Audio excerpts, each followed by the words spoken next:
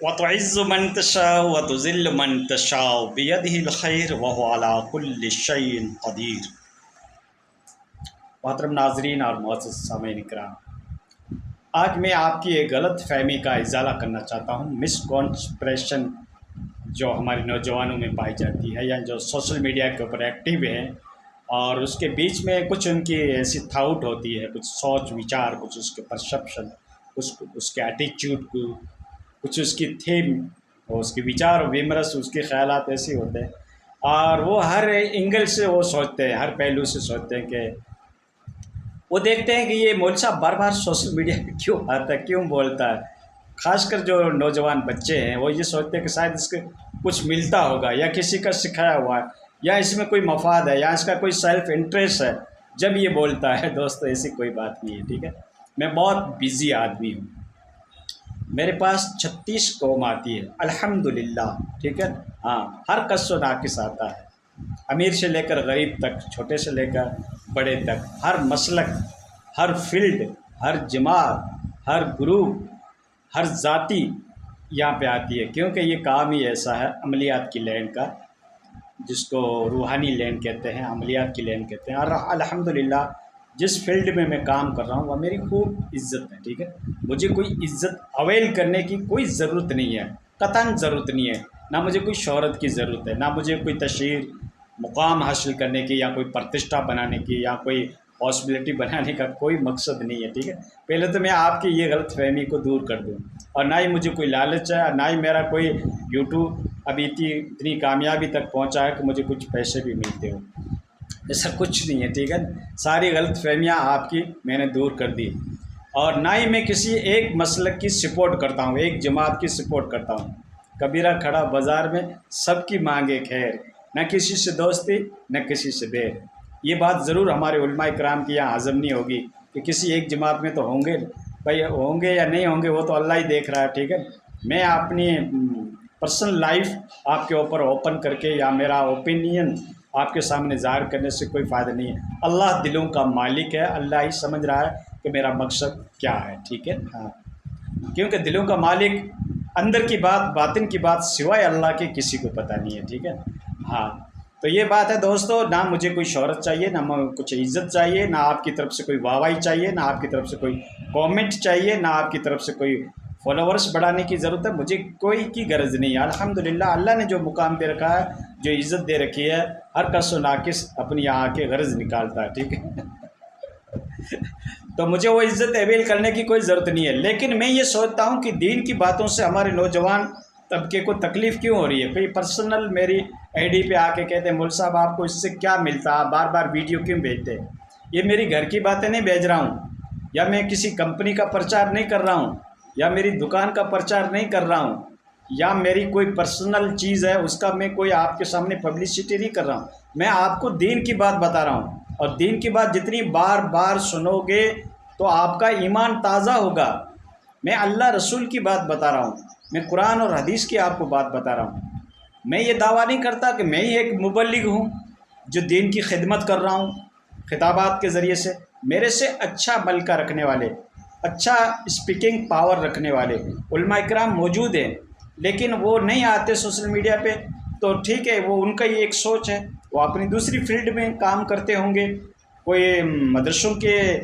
اندر تدریس کے کام کا انجام دے رہے ہیں، کوئی علمی حلقے بنا کر علم کو سکھا رہے ہیں، کوئی خطابات کے ذریعے سے مسجدوں میں دین کی خدمت کر رہے ہیں، کوئی تبلیغ کے ذریعے سے خدمت کر رہے ہیں، کوئی کس طریقے سے الگ الگ اینگل دین کے ہیں، الگ الگ طرق ہیں، اس کے راستے ہیں، اس کو اپنائے ہوئے ہیں، وہ اپنی اپنی سطح پہ کام کر رہے ہیں۔ لیکن دوستو ایک بات یاد رکھو، میں آپ کو حدیث کی بات بتا رہا ہوں، اگر کسی عالم کو دین کی بات معلوم ہے اور اس نے اپنے بھائی کو نہیں پہنچایا، تو یہ حدیث ہے کہ کل قیامت کے دن اس کو آگ کی لگام پہنائی جائے گی۔ میں اتنا مشغول ہوتے ہوئے بھی بیچ بیچ میں کچھ ٹائم نکالتا ہوں، اور میں چاہتا ہوں کہ قوم کی کوئی اصلاح ہو جائے، کیونکہ اس وقت آپ دیکھ رہے ہو کہ ہماری مسلم قوم کے اندر کئی ایک فرقے بن چکے ہیں، کئی ایک جماعتیں بن چکی ہے، کئی ایک اس کے اندر برائیاں آ چکی ہے سماجی کے حساب سے، اور رسومات کو لے کر الگ الگ اپنی بزرگوں سے چلی آئی ہوئی روایات کو لے کر، بدعات اور شرک کے شکل کے اندر، اور کئی واہیات چیزیں پائی جاتی ہے جن کا دین سے کوئی لینا دینا نہیں ہوتا ہے، تو میں اس کے اوپر سچویشن کو ایکسپلینیشن کرنا چاہتا ہوں، اس کے اوپر پوری حالات، پوری استھتی کو اسپشٹ کرنا چاہتا ہوں اسلامک پوائنٹ آف ریویو کے ذریعے سے، شریعت کے نقطۂ نگاہ سے، کہ شریعت ہم سے کیا چاہتی ہے، اور اس کے بارے میں مجھے فٹ کرنی پڑتی ہے، بہت کوششیں بھی کرنی پڑتی ہے، جبکہ میری یہ لائن نہیں ہے، میری لائن ہے عملیات کی، وہ ایک فیلڈ الگ ہے، اور جو اس لائن میں آ جاتا ہے وہ اس لائن سے کافی، خطابت کی لائن سے کافی دور چلا جاتا ہے، کیونکہ ہمیشہ مشغول رہتا ہے، ہر فیلڈ میں جاتا ہے، ہر طریقے کے انسان کے پاس جاتا ہے، 36 قوموں میں اس کا واسطہ پڑتا ہے، اسے ٹائم ہی نہیں ملتا کہ وہ اپنی گفتگو کو، حق بات کو تمہارے سامنے رکھ سکے۔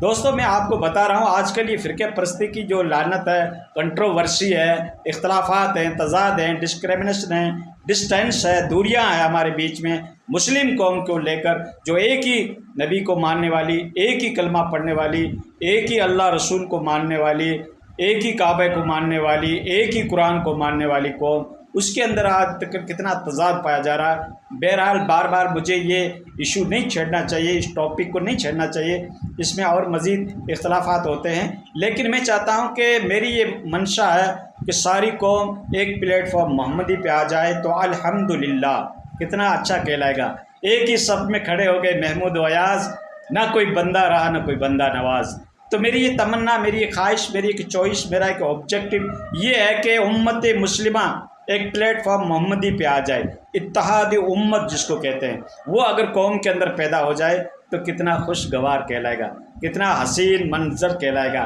کتنا اٹریکٹیو وہ سین کہلائے گا، جو قوم پوری متحد ہو جائے، اختلافات کو چھوڑ دے۔ لیکن گھنا مایار آئیں، یہ تو ہونا ناممکن ہے۔ ہمارے بزرگوں نے، ہمارے اکابرین نے اس کے اوپر خوب محنتیں کی، لیکن وہ کامیاب نہیں ہو گئے۔ یہ تو رہتی دنیا تک رہے گا، صحابہ کرام کے بیچ میں اختلاف رہا، اماموں کے بیچ میں اختلاف رہا، بڑی بڑی ہستیوں کے یہاں رہا، بگ پرسنالٹیز جو تھی، بڑے بڑے حضرات تھے، ان کے بیچ میں یہ اختلاف رہا۔ تو یہ اختلاف تو ختم ہونے والا نہیں ہے، یہ کنٹروورسی ختم ہونے والی نہیں ہے،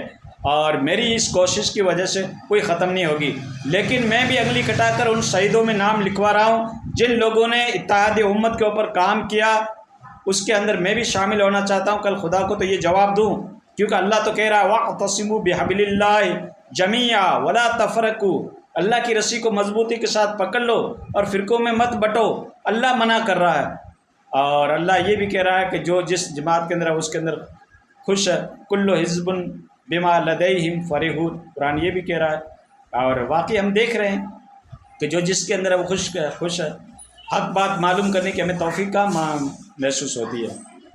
بہرحال دوستو، بار بار میں سوشل میڈیا پہ اس لیے آتا ہوں کہ دین کی بات کسی بھی طریقے سے، کسی بھی اینگل سے، کسی بھی پہلو سے آپ کے ہضم ہو جائے، لیکن کسی فرقے کے اوپر ضرب پڑتی ہے، کسی کی جو رسم چلی آ رہی ہے اس کے اوپر ضرب پڑتی ہے، تب وہ داڑھ کے نیچے آ جاتے ہیں، ان کو تھوڑی تکلیف ضرور ہوتی ہے، لیکن میرا مقصد کسی کو تکلیف پہنچانا نہیں ہوتا ہے۔ میں کہہ رہا ہوں میرا کسی فرقے سے کوئی تعلق نہیں ہے، ٹھیک ہے، انڈیپینڈنٹ آدمی ہو تو اس کی بات سنی جائے گی، دوسرا فرقہ بھی سنے گا کہ بھائی یہ تو کسی مسلک کو فالو نہیں کرتا، کسی، دیکھو عقیدہ تو ہم رکھتے ہیں اللہ کی ذات کے اوپر، اللہ کے رسول کے اوپر، حق بات جو قرآن اور حدیث کے پوائنٹ آف ریویو سے ملتی ہے ہم اس کو تسلیم کرتے ہیں، ہم قرآن کی بات کو، حدیث کی بات کو تو ہم تسلیم کرتے ہیں۔ یہ فرقے پرستی تو ہم نے بنائی ہے، ٹھیک ہے نا، یہ یوپیوں کے شہر کے نام کے اوپر ہم نے فرقے قائم کر رکھے ہیں، ٹھیک ہے، یہ کوئی قرآن حدیث سے ہمیں نہیں بتایا گیا تھا۔ تو بہرحال جس کو اچھا لگے اسی میں آپ روچی لیتے رہو، میں آپ کے فرقے کو نہیں چھوڑا رہا ہوں، نہیں پکڑا رہا ہوں، بس آپ کو اچھا لگ رہا ہے آپ پکڑ کے رکھیے، ٹھیک ہے نا۔ اندھیرے میں کسی نے کوئی چیز پکڑ لی کیلا سمجھ کر، پتہ نہیں وہ کیا چیز تھی، تو آپ نے جو چیز پکڑ رکھی ہے اس کو آپ پکڑ کے رکھیے، ٹھیک ہے۔ میں آپ کو یہ نہیں کہہ رہا ہوں کہ آپ اس کو چھوڑیے، بلکہ دوسرے کا مت چھیڑیے، اور حق کو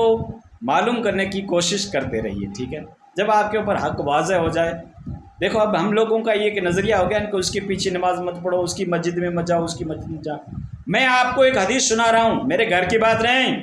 ہاں کان کھول کے سنو، دل کے کان بھی اوپن کر لو، ہاں تھوڑی دیر کے لیے اوپن کر لو میری اس حدیث کو سننے کے لیے۔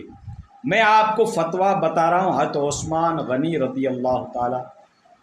عنہ کا، جو تیسرے خلیفہ ہیں، جس کے اندر اتنی شرم و حیا تھی کہ آپ سے فرشتے بھی شرم کھاتے تھے،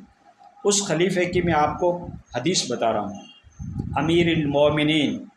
خلیفہ ثالث، تیسرا خلیفہ،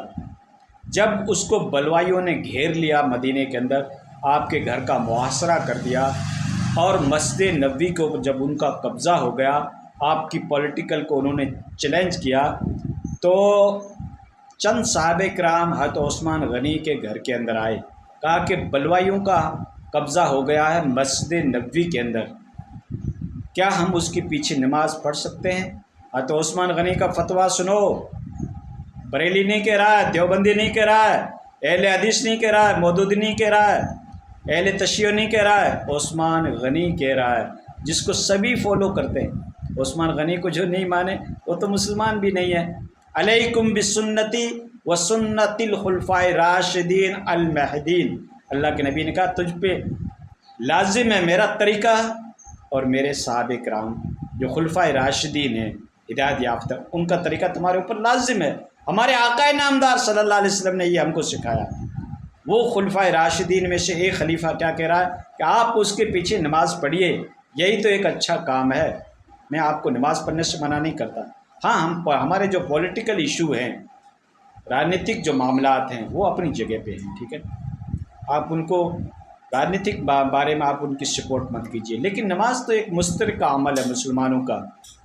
اللہ کے لیے پڑھی جاتی ہے، کسی شخص کے لیے نہیں پڑھی جاتی۔ آپ اس کے پیچھے بھی نماز پڑھیں، ایک باغی، ایک بلوائی کے پیچھے حضرت عثمان غنی کے رائے کا آپ نماز پڑھ سکتے ہو۔ علامہ طحاوی کا فتویٰ ہے کہ فاسق اور فاجر کے پیچھے بھی تمہاری نماز ہو جائے گی۔ اب تمہارے اکابرین بڑے، تمہارے مولانا بڑے، یا امام طحاوی اور حضرت عثمان غنی رضی اللہ عنہ بڑے، فیصلہ آپ کرو دوستو۔ تو یہ اختلافات ہمیں قائم نہیں کرنا چاہیے، ایک دوسرے کے پیچھے ہماری نمازیں ہو جاتی ہے، ایک دوسرے کے پیچھے ہمیں نمازیں پڑھنی چاہیے، اختلافات کو کم کرنا چاہیے۔ دوستو میں تو ہمیشہ یہ کوشش کرتا ہوں کسی بھی طریقے سے امت مسلم کے اندر یہ اختلافات کم ہو، اتحاد پیدا ہو، بھائی چارہ ہو، محبت ہو، اخوت ہو، سمانتا ہو، ایکویلٹی ہو، ایک بھائی اپنے بھائی کی عزت کرے۔ قرآن ایک، حدیث ایک، کعبہ ایک، کتاب ایک،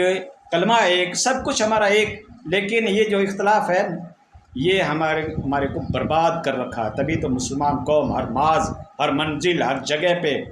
ضلالت، حقارت کا مقابلہ کر رہی ہے۔ نہیں تو یہ وہ قوم تھی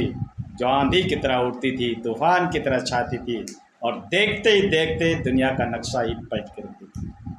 تو دوستو میں جو دین کی بات کہہ رہا ہوں،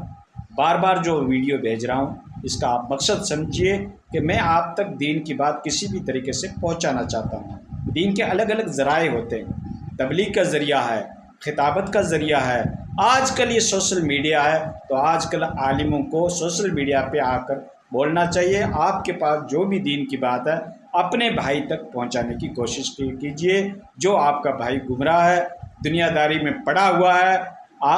آخرت سے انہوں نے آنکھیں موند رکھی ہے، ان کو ذرا جگائیے، ایورنیس پیدا کیجیے کہ مرنا ہے،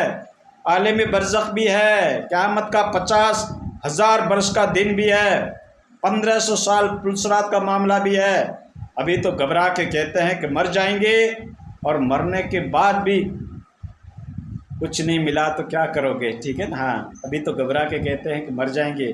مر کے بھی چین نہیں ملا تو کدھر جائیں گے؟ ابھی تو ابتدائی عشق ہے، روتا ہے کیا؟ آگے آگے دیکھ، ہوتا ہے کیا؟